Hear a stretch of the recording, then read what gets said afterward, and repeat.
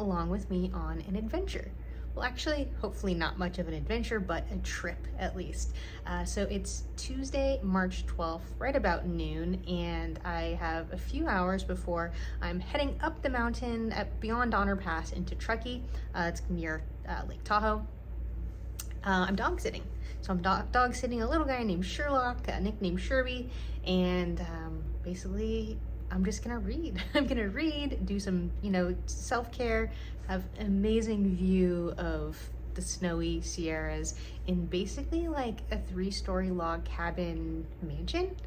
And yeah, just kind of do whatever it is that I need to do. Maybe some soul searching. If you saw my last video, I lost my job and I'm kind of figuring out what's next. So I get a few days just kind of like in the woods in an amazing plush log palace, basically. So in the meantime, I've got some time to kill. I'm going to be reading Ken Follett's The Armor of Light. I keep like forgetting what this is actually called.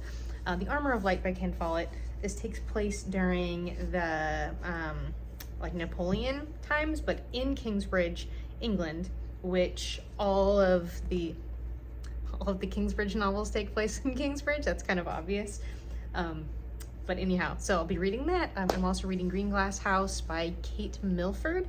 And then I'll show you, once we get up there, I'll show you some of the other books I brought, because I imagine I don't know if I'll get through The Armor of Light, but I will at least get through Greenglass House and want another middle grade to read.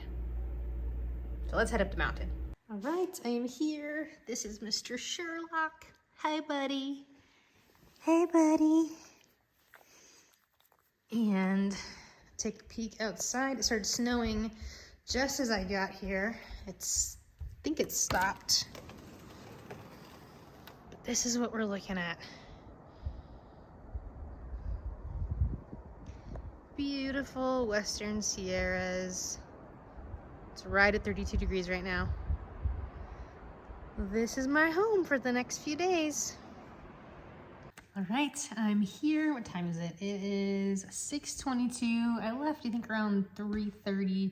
Took just about an hour and a half to get here, and then I just went over and grabbed some pizza and get myself situated. I didn't think to bring like a tripod or light or anything like that, so the sun is still up for another half hour or so. So let's show you what I brought. So in the middle of reading The Armor of Light, which I talked about already. I'm also reading Greenglass House. I think I told you about that too. Did I? I don't know if I told you that or not. I'm reading Greenglass House. Middle grade mystery, takes place in a snowy inn at the top of a hill. All these people kind of unexpectedly show up, like unexpectedly, because it's a time where they think it's gonna be break. It's like Christmas time. And actually it's Christmas Day where I am in the book right now. I'm about 2/3 of the way through right now. And then so I expect to be finishing that, soon-ish. And then I have a couple more middle grade and a couple non-fictions. So we'll see where I get. So I've got Because of Winn-Dixie by Kate DiCamillo. Love the mysterious, I had this problem in the last vlog, The Mysterious Journey of Edward Tulane. I think that's what it's called. And A Tale of Despero. I've never read. Those are the only 2 books by her I've read. And I love that cover with that doggy. And then I have Rare Birds by Jeff Miller. So this is a boy, I think it is. Yeah, a boy is kind of like nomadic with his mom. His mom has cancer, and he's kind of like just exists in hospitals. And then he meets this girl who kind of needs an escape herself. And then they end up doing something related to rare birds. And I just love this cover. This is an indie book that I found at Barnes & Noble. And I have a nonfiction that a friend of mine recommended to me. It's called Vision is Victory by Carrie Conley, where hopes and dreams become action and achievement. I honestly don't really know what this is. I think there might be kind of a, workbooky kind of part. There's like kind of like journal prompt areas and everything. So just kind of given where I am in my professional life, I thought this might be a good one to bring up here and kind of ponder while I have just a lot of alone quiet time. I just realized it's probably really like echoey in here. Just a lot of hard surfaces and really high ceilings. And then I have a book, a nonfiction that I'd started a while ago, like more towards the beginning of the year, called The Grieving Brain: The Surprising Science of How We Learn from Love and Loss. And this is really, I feel like, book 2 of my book. So like, of my memoir is kind of like, I mean, it's my memoir. It's my story with my time with my late husband, but it's also kind of a how I kind of was resilient through adversity, and especially used like positivity and to get through like a really, really terrible circumstance for a really long time. And so that was kind of like how I did. And the next book would be a little bit more like how you can too. And that was really stemmed from that idea, really came from a friend of ours who was our friend from high school. And she has deep grief over Sam, but also some over her own personal kind of trauma and everything. And she's like, Erin, like, I see the way that you have walked through this and where you are now, and I want to do that. I just don't know how. How do I do what you did? How do I get to where you are? And so that's kind of the idea for, maybe a book 2. And so I recognize there's going to need to be a lot more. A memoir is like, it's easy in that, I mean, it's difficult, but it's easy in that you're just telling your story, and there's very little research I had to do. I mean, I looked up like, what county is Bethesda, Maryland in? And like, what's the official name since Bethesda Naval and Walter Reed like converged? Like, what's that new name? Like, there was very, very little research that I had to do. But for the next book, I think there will definitely have to be research, and so this is kind of where I'm starting with that. So anyhow, I think I'm going to, it's going on 6:30, so I think I'm going to read for a little while. I was reading The Armor of Light at the pizza shop, so I think I'm going to go with Greenglass House. Also, I'm just kind of like motivated to get into Greenglass House because I'm getting close to the end, 247. I probably still have a good 150 pages left, 140 or so pages left in this. So I'm going to stop talking and do that. The best part about staying at this house is it is the most comfortable bed I have ever slept on. It's a purple 3. I looked under the last time I was here. I looked under the sheets to look at the mattress to figure it out. It is incredible. It, like, when you first sit down on it, it feels like it's gonna be too soft, but once you lay down and it's like your whole body weight is like distributed across it, it's just like, it's perfect. So my stomach is like kind of grumbling. I'm not normally hungry first thing in the morning, but I brought some yogurt and blueberries, so I think I'm gonna have that and make some coffee. And then I think I'm probably gonna come back down here and read in bed. Maybe I can get Sherlock to come down with me. He wouldn't come down with me last night, and I was trying to call him, to come down to get off the couch, and he wouldn't come. And then I was like, maybe I'll try picking him up, see if he goes for that. And he's like, no, he let me know he wasn't into that little like soft growl that like, no, I don't like what you're doing. So he just slept on the couch all night. So I'm gonna go up and check on him, give him some love, and make some coffee and stuff like that. But then I think I'll be back down here because it's so much like I don't love their couch. It's just a big brown leather couch, and it's not the coziest. Lots of good fuzzy blankets, and there's an electric blanket up there, and the view is amazing, like, because just like that whole wall is windows down there or up there. But you slide around on the leather quite a lot, and then even in the evening too, there isn't great like lighting. So pretty much once the sun went down last night, it was too dark. There's like overhead lights, but the ceiling is so freaking high. They're recessed lights. It was like too dim even with my glasses on to read after the sun went down. So I ended up watching 2 movies. What was it called? There was one it was something with Figaro, like as in like the opera. And so there's this American girl living in London, and she's like a hedge fund manager or something like that. She's like super successful, and she works at the same place as her boyfriend. And then she kind of gets this wild hair up her nose and is like basically goes and takes a year off to go study under this lady in Ireland. And there's like this opera singing contest that she's trying to win, like American Idol but for opera. And so she goes and does it, and goes and lives in this like tiny little Irish village thingy. Yeah, it's about her time there. So that was really good. And what else did I watch? Oh, Wanderlust, which I'd never heard of before, with Jennifer Aniston and Paul Rudd, which was really funny, and comedic full frontal nudity a couple times, multiple times actually, because there's a nudist in the, like, that's a character. And that one was about, they live in New York, and then through like a series of events, they end up going down to Atlanta, and like having to leave New York and going to Atlanta. And then, but his, like, and he's like, my alarm just went off. It stopped the video.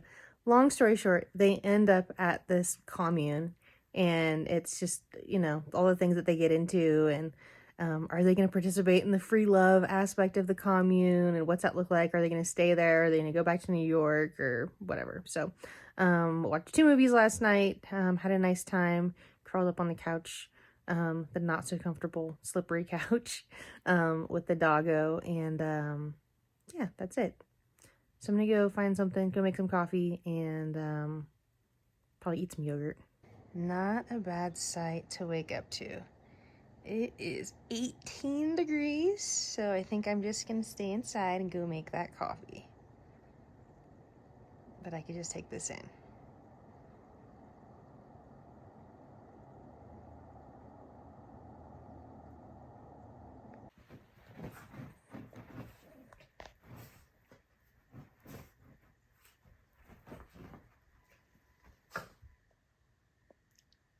What are you doing?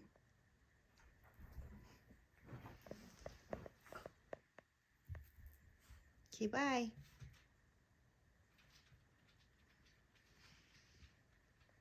Hey, it's about almost noon. Beautiful day. It's about, first of all, I'm huffing and puffing because I just walked up a big hill.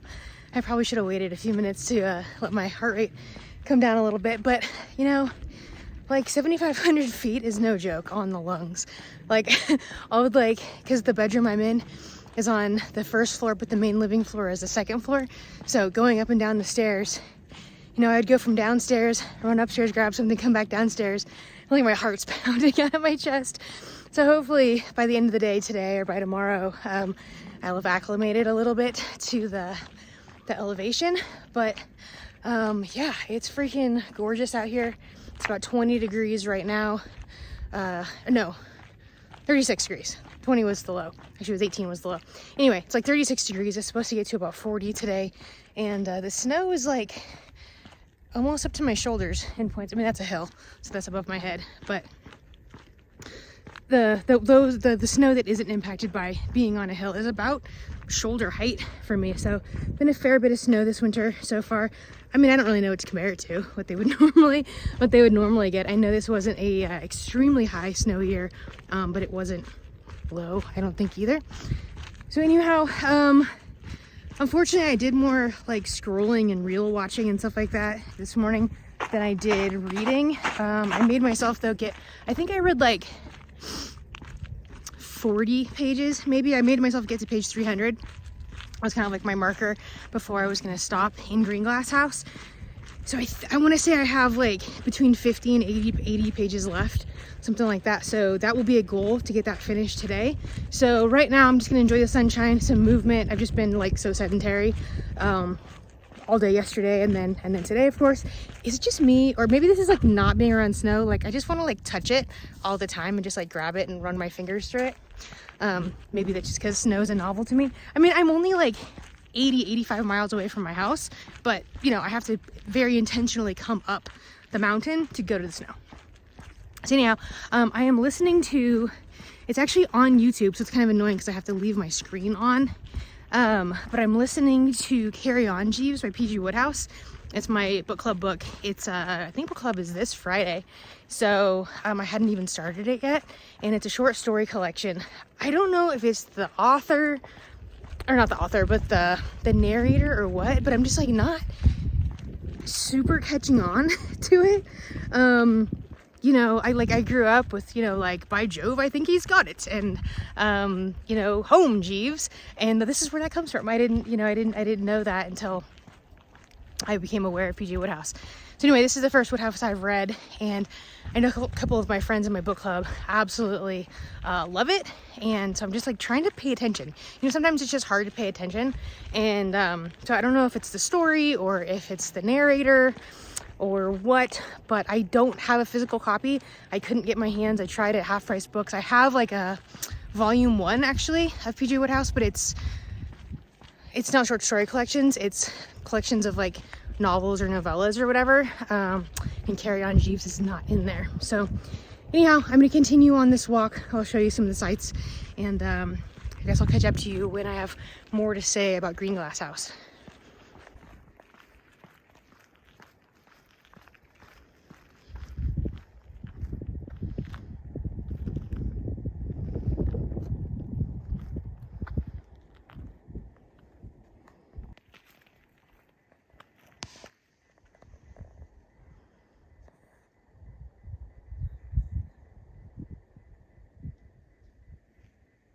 So not much to say on Carry On Jeeves, except for the language is not aged well.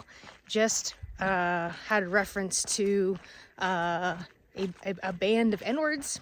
In the previous story, there was like flippant use of the word suicide, as in, I don't remember the exact context, but it was like something, somebody might as well would be better off committing suicide, something like that. Like some pretty rough language that's like, I'm hardly paying attention to the story.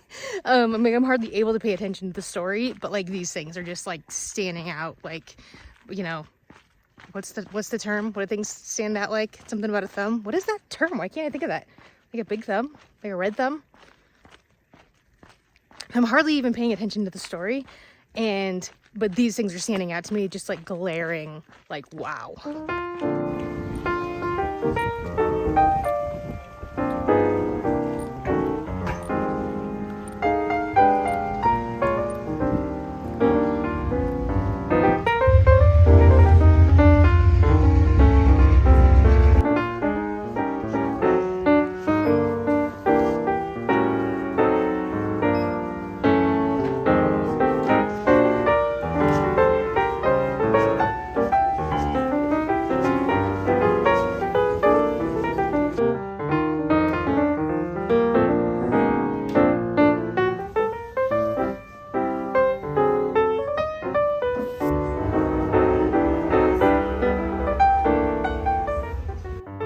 Been a lovely day so far. What time is it? It is 5:55, and read a bit downstairs, read some upstairs, and ended up taking a nap downstairs. That bed is just so amazing. So ended up taking, I don't know, hour and a half long nap.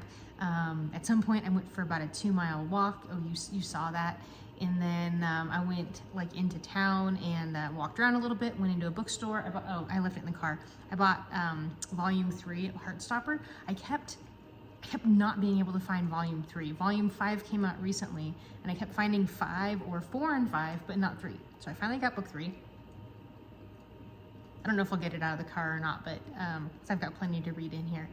And then I went and had a glass of wine and it was the special. Oh, it was it's like a pizza place and brewery. It's like fancy pizza, but they have a special on Wednesdays that was a pesto grilled cheese with a tomato and red pepper soup. Super good. And then a glass of Barbera wine.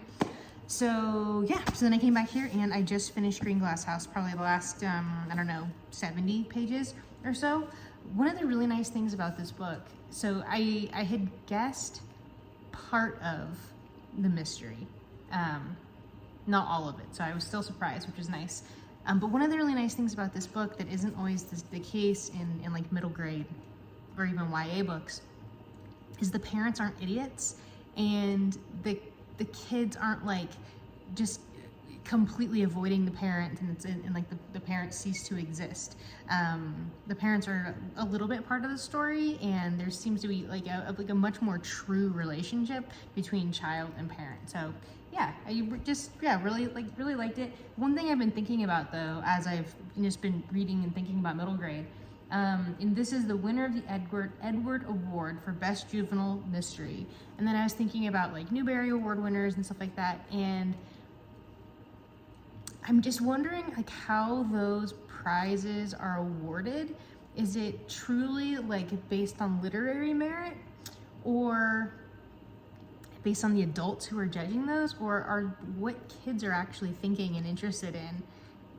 Is that part of the story? Because I honestly don't think, if I was a kid, I don't think that this is, certainly a thickness, it's almost a 400-page book. I don't think at 10 years old or whatever, I would be interested in this, or certainly not by the thickness of it. I was daunted by, I wanted to pick like the thinnest book possible when I was a kid. But it seems to me a lot of the most popular, like on BookTube at least, the most popular middle grade books aren't necessarily books that an actual 8 to 12-year-old would be picking up. Like my nephew's 11 and he's reading like Cat Dog and or Dog Man, and I don't know I don't know what else he's reading, but he's not reading the same type of middle grade that I'm attracted to, if any of that makes sense. So yeah, I'm wondering, like, if you have kids and you and they both read middle grade, are you guys interested in the same things? So now I'm going to pick up Because of Winn-Dixie. I'm basically going to read until the sun goes down, because again, it just gets too dark in here to read. Although the font in this is quite big and the margins are very generous. So I think this is like 180 pages. So I'm hoping I can make some good progress on this evening. I've probably got about an hour before the sun goes down.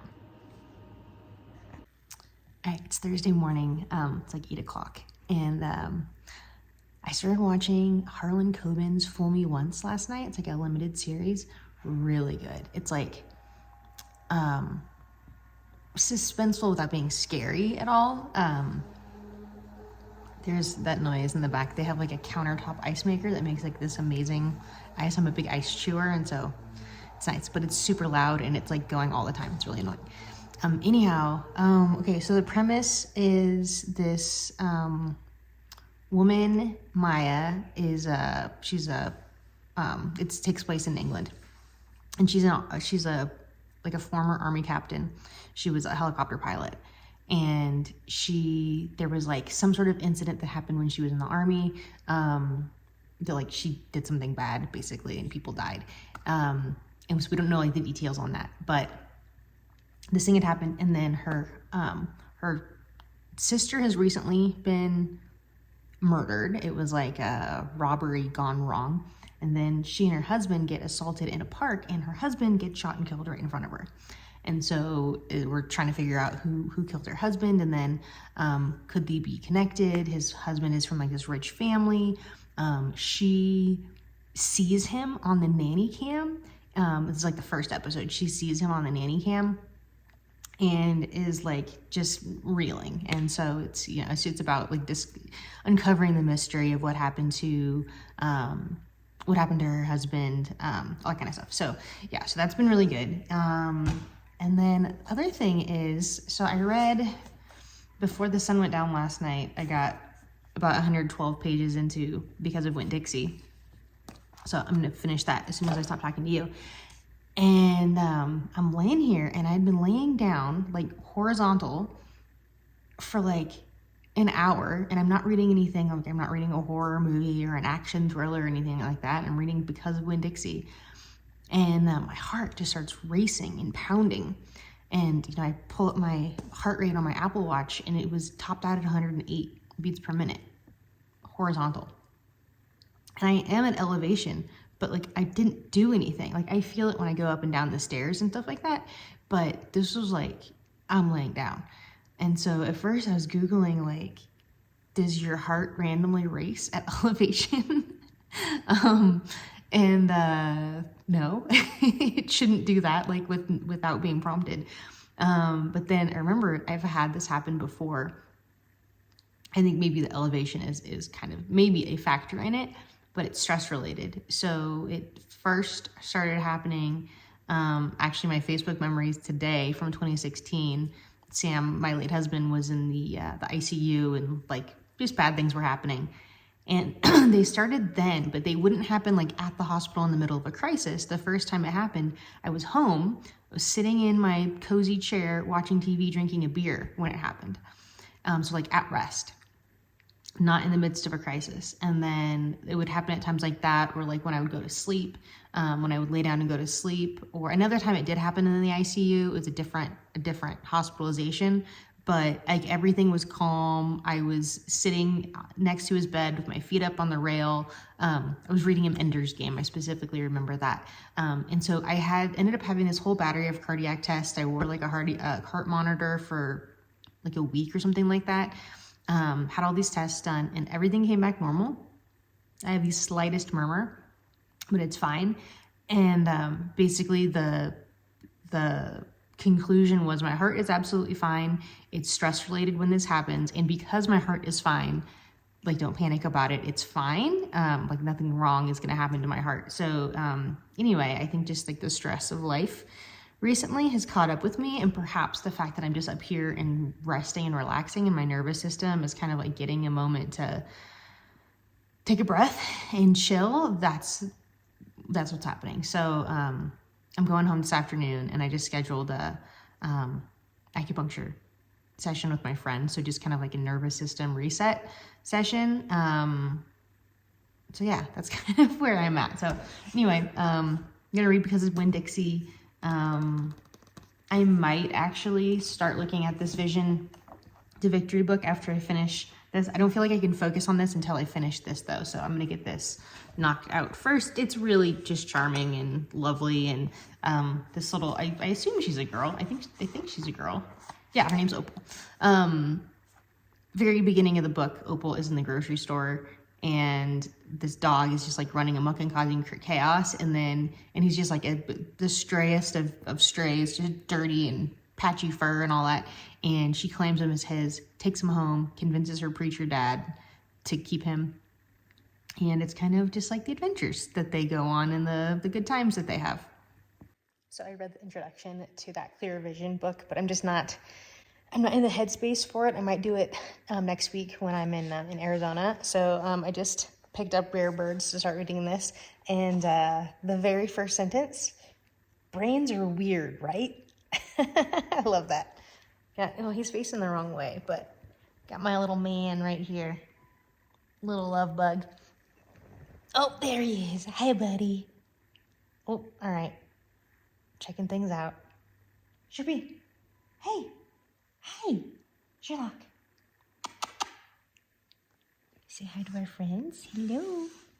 Hello. He was all over me this morning, giving me love and kisses. And now, instead of being over on the other side of the couch, he doesn't want to be anywhere but right next to me. So sometimes I just can't stop screwing around on my phone and do the thing that I actually want to do, which is read. So in that case, I do this.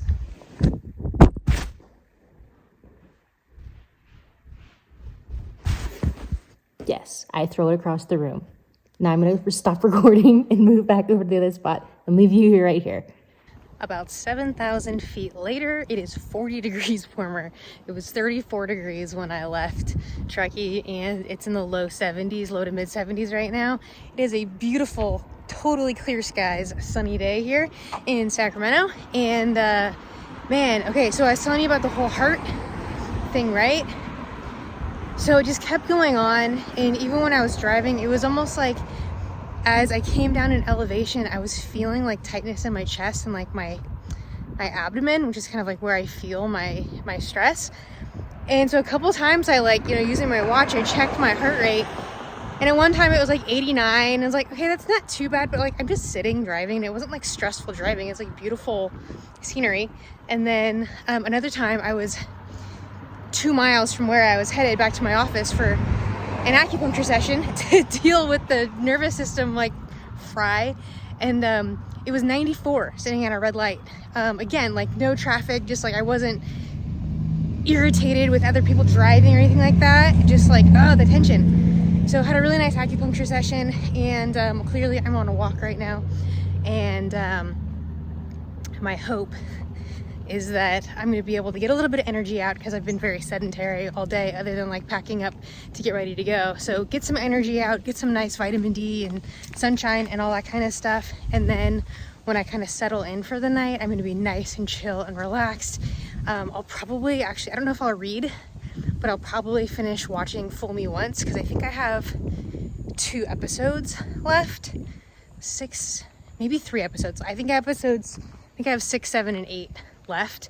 I watched episode 5 earlier today. So I can't believe I forgot to mention this part about Greenglass House, because I was thinking this kind of all along. It's a bit of a middle grade nod to Agatha Christie, particularly with And Then There Were None, because there's it's a close circle mystery. They're all stuck at this inn, the Greenglass House.